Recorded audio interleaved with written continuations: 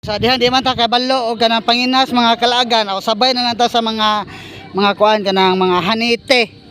O arita ni Mr. Joseph dira kay gapaduol rin bato.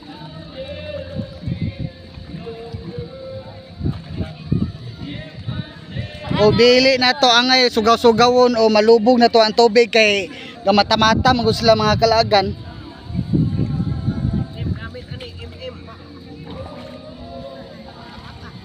Mata-mata daw, mata-mata.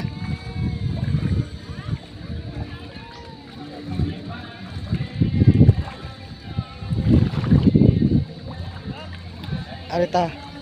Sunod ta sa kuan ayo mo mata-mata o kanang mga seafoods, mga mga kuano, mga shell din nyo da, mga kalagan. Da si Mr. Joseph dia. Nanimikad. O dia mga kalagan dia, mga ka-friend na to o natagak na.